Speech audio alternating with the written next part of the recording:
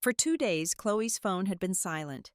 Each time he called, David was met with the same grim scenario, a dead silence followed by the cold beep signaling the call had been disconnected. He looked up at the stained plaster ceiling of his porch. He was alone in the family home, a silence that had now become heavy. He knew his daughter. Chloe was not forgetful, and certainly not the type to disappear without a word. She was always on time, always had a plan. The last time she had left home after a few weeks of summer vacation. She had to return to her dorm on the university campus. A new semester was about to begin, and she wanted to make sure she didn't miss the first few days. She had smiled and told him, "I'll text you as soon as I get there, I promise." But since that morning, nothing. Not a single text. Not a single social media update. The first day, David told himself that maybe her phone battery had died. By the second day, a cold anxiety began to creep into his chest. He had called one of Chloe's best friends. "I haven't seen her since the semester started," the friend replied. David grabbed his phone and dialed his daughter's number again. The ringing was brief and then cut off. A sharp pain shot through his heart. It wasn't the first time a young woman had disappeared on the evening news, but he could never have imagined it would be his own daughter. He drove straight to the police station. "I'm here to report my daughter missing. Her name is Chloe." The police officer, who at first seemed distracted, slowly raised his head. "Do you have a picture of her?" David pulled out a wallet-sized photo.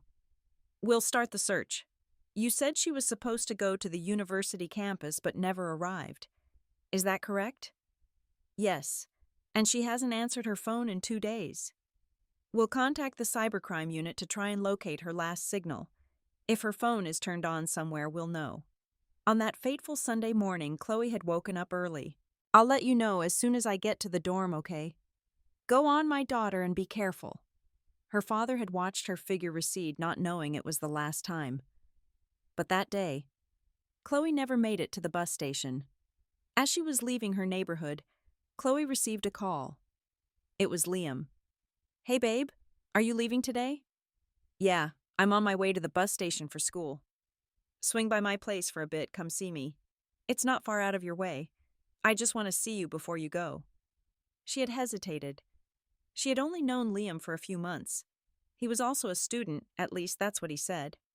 "Okay, but I have to leave this afternoon." The plan had changed. Liam was waiting for her. "You're even more beautiful than last time," he said with a smile. She smiled back. "You've made me change my whole plan." "I'll make it up to you." But instead of taking her to a normal house, he said calmly, "First, I want to introduce you to someone. My uncle. He's helped me a lot. He prays for me. He's the man of God. We'll just stop by for 5 minutes and then I'll take you out to eat." Chloe frowned. "An uncle? What kind of uncle?" "He's a prophet. He lives in a prayer camp. But it's very peaceful. Don't worry." She was reluctant. She had imagined a private meeting, a tender moment, not a visit to some religious figure. But Liam insisted, almost begging, "Please, he'll bless your return to school." She sighed and agreed. They got into the car Liam had driven. A few hours later, he stopped in a remote place far from the city. Chloe got out of the car. "Here," Liam nodded. "Don't worry, he'll be good for you."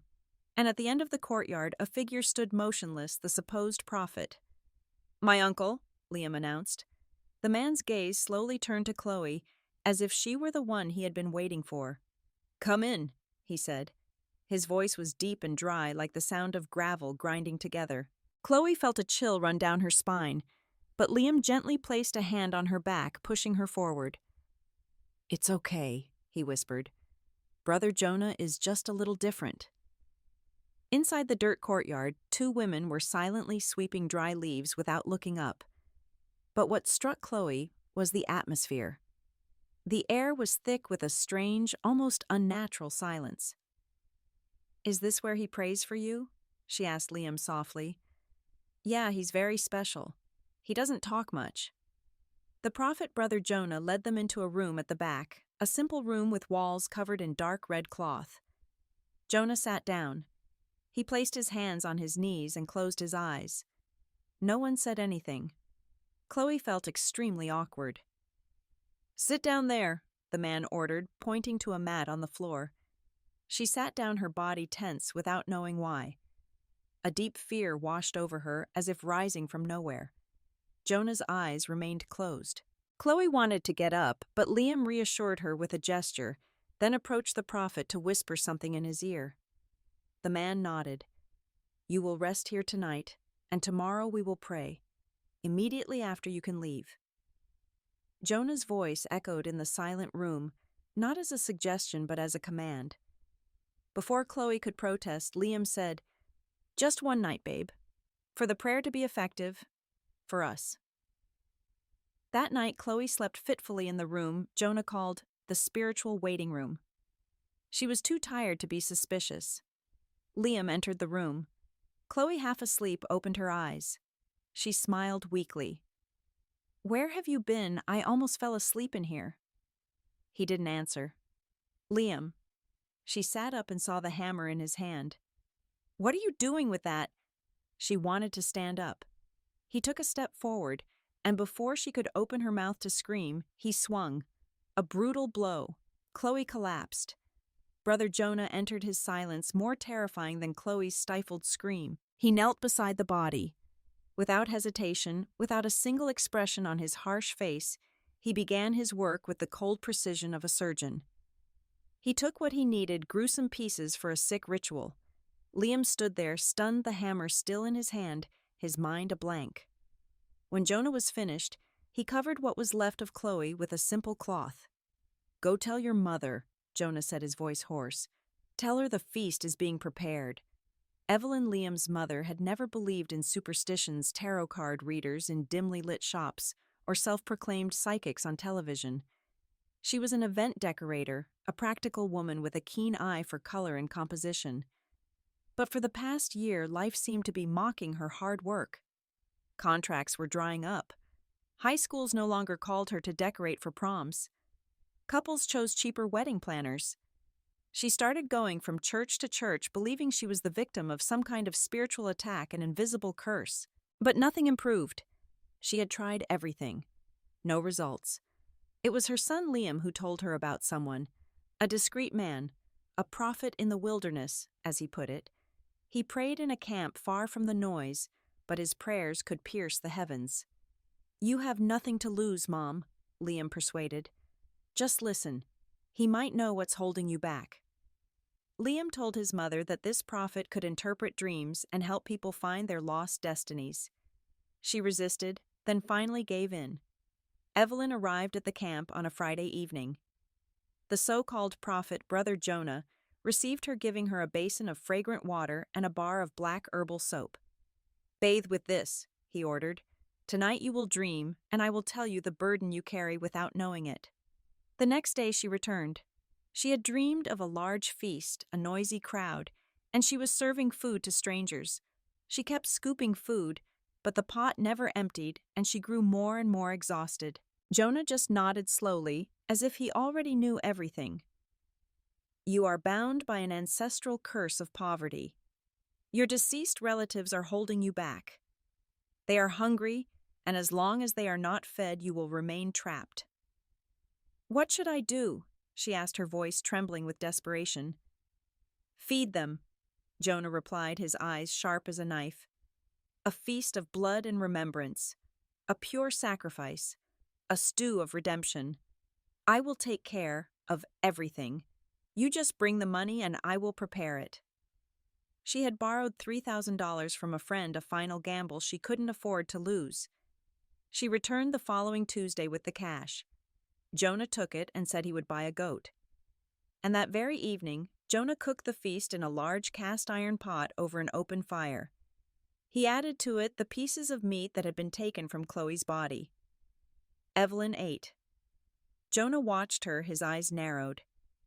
"You have just opened a door. The rest will come on its own." She returned home with a small bottle of ritual oil and a white candle tied in a cloth bag. She clung to that promise like a drowning person clinging to a piece of wood. 3 days later, nothing. Not a single call, not a single change. The ritual had not worked. For days, David lived in a state of limbo between agonizing waiting and waking nightmares. Every phone ring made his heart skip a beat. Every car passing his house made him jump with hope. Then the police called. "Mr. David, this is Detective Miller. We've located the last signal from your daughter's phone." David held his breath. "Where is she there?" The signal was registered in a remote area quite far from the city. Miller said, his tone professional, but unable to hide a note of caution. "The problem is, this place is not on the way to her university. In fact, it's in the complete opposite direction." "What was she doing there?" David asked, a cold feeling running down his spine. "That's what we're trying to find out," Miller replied. "We're going there tomorrow morning. Would you like to come with us?" They set off together at dawn the next day. The unmarked police car glided along deserted highways, then turned onto increasingly narrow and bumpy side roads. The urban landscape gave way to barren fields and bare hills. The silence in the car was heavy, broken only by the crackle of the radio. "Here it is," one of the officers said. "The last signal came from here." They got out of the car. Before them was a dusty plot of land enclosed by a rickety chain-link fence. In the center were a few makeshift buildings that looked more like a warehouse than a dwelling. The air was thick with an eerie silence. A man emerged from the main building, moving slowly. He wore a simple shirt and jeans, but there was something in his gait and his gaze that was unnerving. "Hello, officers," he said in a calm voice. "I am Brother Jonah. How can I help you?" Detective Miller stepped forward. "We're investigating a disappearance. Do you know this young woman?" he asked, holding out a picture of Chloe. Jonah squinted, shaking his head slowly. "No, I've never seen her. Perhaps a follower who stopped by.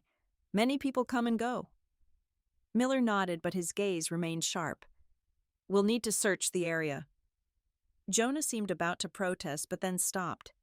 "Be my guest," he said, spreading his arms as if he had nothing to hide. David, standing in the back, watched everything.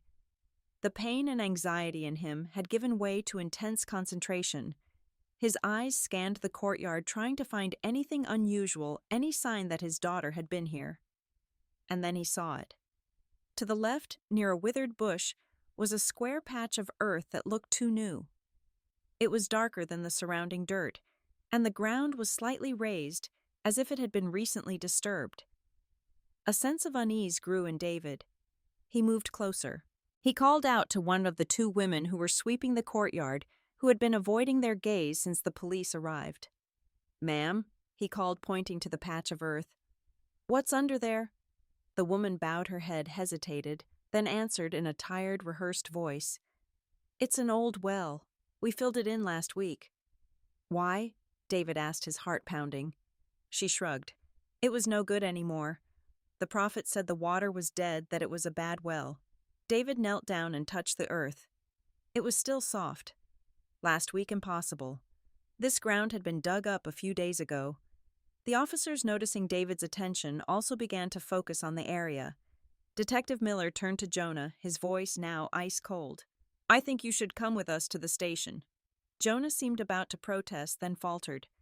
And suddenly, choked by extreme fear, his mask of calm shattered.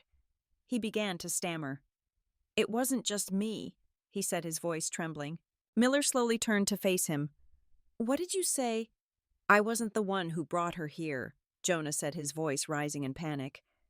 "It was the kid. He gave me the money. He's the one who delivered her." The officers exchanged a brief, meaningful look. "What kid?" Miller pressed. Jonah swallowed hard. "He told me he was going to withdraw money from an ATM in the city." "What's his name?" "Yes," Jonah whispered. "His name is Liam Asher."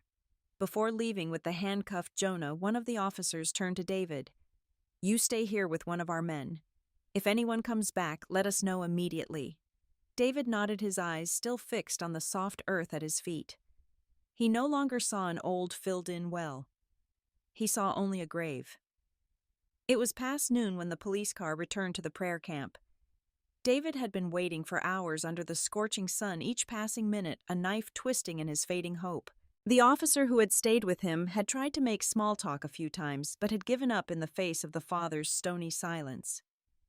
David's gaze never left the soft patch of earth where all his worst fears seemed to be converging. Detective Miller got out of the passenger seat and walked over to David. His face was grim. "We found him," Miller said, his voice low. "Near an ATM, just as Jonah said. We questioned him, our way. He was the last person to see your daughter." David felt numb. All the sounds around him seemed to fade. The officers opened the back door. Liam got out.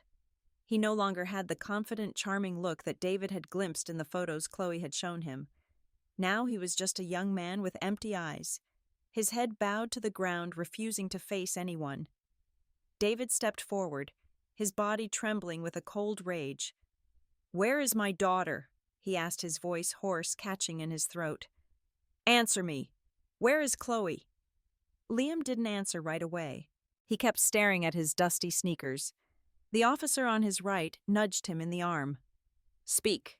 Tell him." Liam looked up, and for a moment, David saw a complete emptiness, a terrifying soullessness. "She's dead." Detective Miller continued, his voice steady but heavy. "He brought your daughter here into this compound. She walked in alive and never walked out. The car he used, we've impounded it.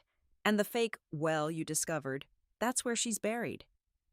David took a step back as if he had just taken an invisible blow to the chest. His breath caught. "Why?" He whispered, the question breaking from somewhere deep in his shattered soul. Liam remained silent. "Why?" David roared, lunging forward violently, but was held back by the officer.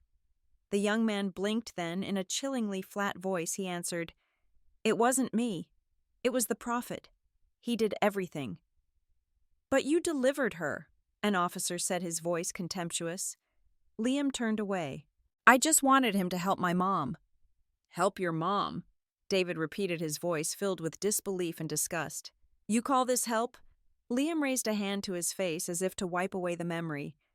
"I just wanted him to do a ritual to get her business going again. He said he needed a living sacrifice." One of the officers let out a bitter laugh. "Is that all you have to say? You delivered her here like a piece of merchandise, and now that's all you have to say?" David's gaze had become vacant. All his strength seemed to have left him. "We're going to dig it up," the head of the forensics team said quietly. "We need to verify." The ground was dug up. The shovel's blade sank easily into the fresh earth. And then the stench rose immediately, a sweet, disgusting smell of decomposition. David stood motionless. He couldn't take his eyes off the deepening hole. Then the shovel hit something. A piece of cloth. And just below part of a human body. They continued to clear away what they could, what they dared to face. The body was contorted and parts were missing. "Is it her?" David whispered, though he already knew the answer. He stood there at the edge of the pit, looking at what had once been his daughter, his joy, his future. In his head, Chloe's voice echoed again, clear and full of life, as it had been that day. "I'll text you as soon as I get there." And now here she was. She'd arrived under 6 feet of earth. At the same time, far from the horror unfolding at the camp, Evelyn Asher was arranging a stack of decorative tablecloths into a storage bag. She felt a strange restlessness. Since yesterday, she had been trying to call both Jonah and Liam. Both phones were off. It was strange. She tried one last time. Still the dead silence of voicemail. The next day, she received an unexpected call. It wasn't her son nor the prophet. It was her mechanic. "Hello, Mrs. Asher, have you come to pick up your car yet?" "Excuse me," Evelyn was surprised. "My car is at your shop." "No, it's been impounded by the police," the mechanic said. "I thought you knew." A few hours later, she was at the police station to find out why her car had been impounded. And while she was there, she also reported that she couldn't get in touch with her son, Liam. The desk sergeant looked at his computer screen, then looked up at her, his expression serious. "You're Liam Asher's mother." "Yes. What's wrong?" "Your son has been arrested. He's involved in the disappearance of a young woman named Chloe Parker. Evelyn shook her head as if the words were too absurd to comprehend. That's impossible. Liam didn't do anything. He's not that kind of kid. He's very gentle. The girl is dead, the officer said bluntly without a trace of emotion. Buried behind the prayer center you went to. Evelyn's face turned pale. But no, it can't be. Brother Jonah, he performed a sacrifice with a goat. He showed me the goat. That's the problem, ma'am, the officer said, his voice now laced with disgust. What you ate wasn't a goat. Her jaw dropped, her eyes wide with horror. The officer continued mercilessly. Jonah confessed. The meal you ate contained human tissue, the young woman's organs. The world around Evelyn spun. No, she sobbed. That's not true. I didn't know. She was arrested and taken into custody. Jonah was interrogated harshly. Why? Detective Miller asked one last time, trying to find some logic in the madness. Jonah, now stripped of his prophetic mystery, was just a broken man. He answered, I was broke. I needed money for myself and my family. So you've done this before? No. Jonah shook his head. This was my first time. I watched a video online that showed how to do the ritual. I learned everything from there. The officer winced. And you believe that? I wanted to try, Jonah whispered.